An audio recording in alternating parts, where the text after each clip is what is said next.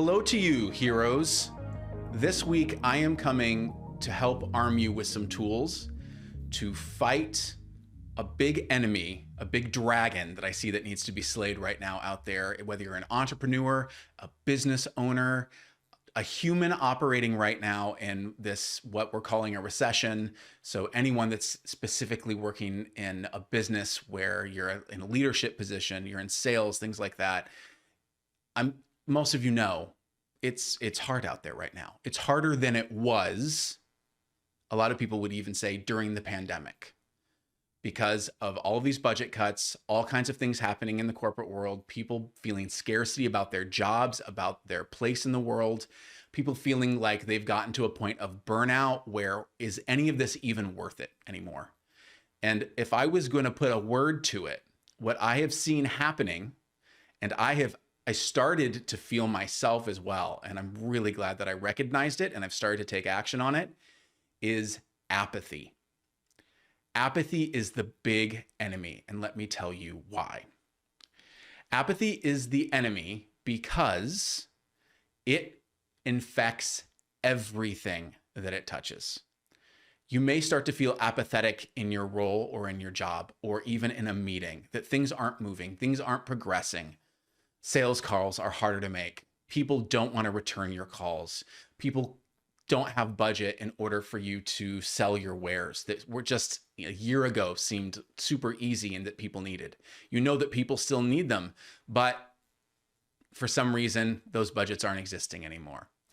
Some people are feeling apathetic about their place in the world, that they feel like they're on a hamster wheel and that there's a carrot in front of them, but it just seems to have paid out for other generations. I'm seeing a lot of this being posted lately. You know, that whole setup structure where people want to categorize themselves by age groups, you know, Gen Z and Gen X and Zennials, if you want to be in between Gen X and Millennial, or if you want to be a Zoomer, or if, you know, those boomers, they ruined everything. There's just a lot of this going on right now, a lot of finger pointing, a lot of blame, and it's resulting in apathy. Like nothing can change, nothing's going to get better, everything's broken. And while I think there are definitely ways to address different areas of our lives where things seem broken, apathy will not help us solve it. I know for myself as well, because what it does is it just completely drains your energy and you don't even want to try anymore. And that is the enemy of the entrepreneur, of the leader, of the business owner. Anyone that feels apathetic, it drains your energy. It makes you feel like nothing's going to work, so why even try? And that is the big, big thing that will keep you from being able to move forward. It'll make you feel stuck, and then most likely feeling stuck, start to get stagnant, and then you'll quit. And I don't want to see you do that. You've put in so much work to what you're doing already, and I don't want you to see you just walk away from the dreams that you have. So there's a pretty famous quote by Thomas Edison that I wanted to start off with, and that's that genius is 1% talent and 99% hard work. Most of us have heard this quote, right? At some point in our lives, whether or not you knew it was Thomas Edison. The genius is 1% talent and 99% hard work. It's like, okay, yeah, I can see that a little bit. I have a slight twist on it, especially for those of us that are entrepreneurs, that are dreamers, business owners, that want to start our own thing, that want to lead, even if we're in a corporate structure, that want to lead and that want to change things. I think that the recipe is a little bit different of that 100% of what you're going for. My take for entrepreneurs, for creators, for business leaders is that it's 1% inspiration, 1% talent, and 98% don't give up. That 98% of don't give up is the cure for apathy. When it seems like you can't keep going, when it seems like other people might be more talented than you, that other people are more inspirational than you, why even try? Because there's all these experts that are good at this stuff too, maybe even in your space. It doesn't matter, because you don't have to have more talent than someone else. I'm telling you, you only need 1% talent and 1% inspiration, because the rest of it really is the hard work. And a lot of times that hard work is just not giving up. Even if you're taking a half step, towards your goal each day, and it seems like other people are just striding past you, just keep going. Please don't give up. The world needs what you are going to bring to it right now. All of you. Your lens is different than the person next to you. What you offer is different. It will resonate with a certain subset of people in a completely different way than your competitors or even the other people on your team that you might feel like you're competing against.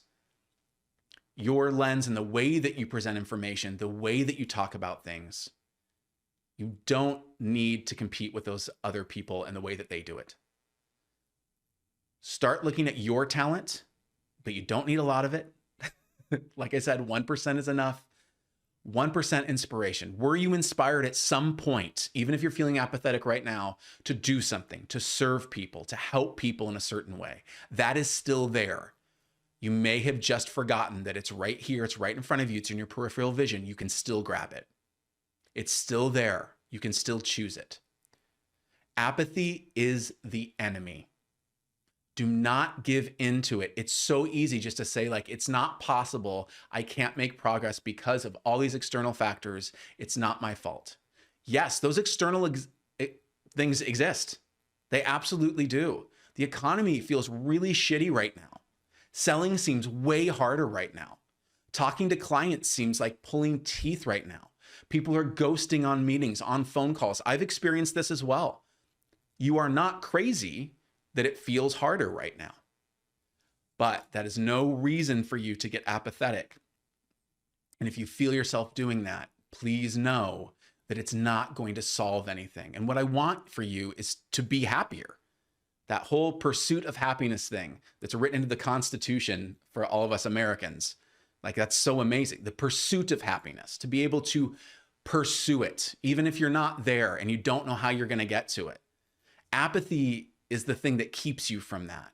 You will never get to where you want to go by sitting in apathy. It may feel really good, kind of like I've talked about before with short-term dopamine and long-term dopamine, as far as the chemicals that your brain produces. Short-term dopamine is like, hey, let's just stop what we're doing and watch Netflix, or let's go have a drink. Like, it's short-term, it'll feel good, but in the long term, it doesn't get you to where you want to go. Not watching Netflix and deciding to pick up the phone and make another sales call when you just got shut down for the 10th time today, or someone didn't show up for a meeting, that's moving towards your long-term dopamine. To keep going, to not give up, that 90%, 8% of don't give up. So the remedy to apathy, I have found it. It has helped me a lot this week. A friend gave it to me, a very wise friend. Thank you, Marguerite, if you are listening. A very wise friend told me that one of the things that they're doing right now is they're just, whenever that apathy feeling starts to pop up, they cure it right away by doing two things. It's really simple. And as soon as I started doing it, these thoughts felt so good to me that I immediately felt inspired to keep going and to try some different things. And I was absolutely starting to feel apathetic about a certain number of things. Number one, show people that you care. Care about people, your customers, the people that need your services. Care about them. Where are they at right now? Yes, it might be different. Are they not returning calls? Did you get ghosted? Care about them. Why did that happen? Show people that you care is number one. And number two, closely related, is be joyfully helpful. Show them that you care. How do they need help? And do it with a sense of joy. Think about the people in your sphere of influence right now. Who needs help? Who could you do something for today? Even if it's a phone call, just to listen to how things are going for them. Don't sell. Just listen. How are things going for you right now? What could be better? And if that leads to how can I help, a lot of times it leads to how can I help? And they are the ones that bring it up. But be joyfully helpful. How can you help them feel better right now? Don't you wish someone would reach out to you and do that? How would that make you feel? From that feeling state, you will naturally have more of those opportunities that crop up and that land. And they may not be where you think they are right now. It may be something that tweaks your product.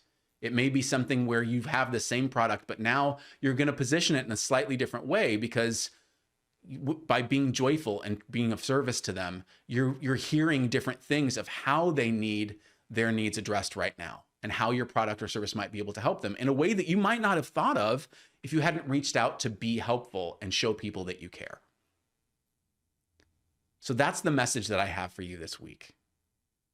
Do not give in to the apathy. It's so easy to do, and it's so prevalent right now. Like I said, I started to feel its poisonous tendrils seeping into me as well. And I'm so, so glad that I had a friend who was showing up and being the way that I'm talking about. She showed me that she cared, and she was joyfully helpful by giving me a couple of things that had helped her right now. And it made all the difference for me. Who are the people that you can reach out to and be that person for them? If it's a customer, great. If it's a colleague, fantastic. If it's someone in your family, these things, being joyfully helpful, being of service to people, will fill you in a way that apathy never, ever will. Apathy will leave you with a sense of hollowness and emptiness. It's low energy. It will sap you of your strength. Being joyfully helpful to other people, being of service, showing people that you care will fill you with inspiration, with energy, and it will help realign you with where and how you can help them with the things that you're good at. You don't need a lot of talent, like I said.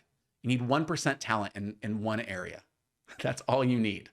That might be your people skills. It might be you're great at marketing. It might be you're a fantastic designer. It might be so many different things. But I really want you to hear me. Leave the apathy alone. If you need to stop reading the New York Times, you need to stop getting on Reddit, you need to stop looking at things that are filling the apathy. Maybe just set them aside for the week. Get off Instagram, get off Facebook. Don't listen to that chorus right now, that Greek chorus. And just go ahead, look at how you can help people from a sense of joy. Show people that you care. Be joyfully helpful. I promise you that if you just find one person to do this with, it will feel so good to you this week that you will realize that you want to keep doing it, and it will energize you. If you're watching this right now, you can see the smile spreading across my face because I know this works. Even if you're feeling like you're in an apathetic hole right now, if you're feeling defeated, show people you care, be joyfully helpful. It will change everything for you and possibly for your business. All right, my friends, have a fantastic week. I'll talk to you next time.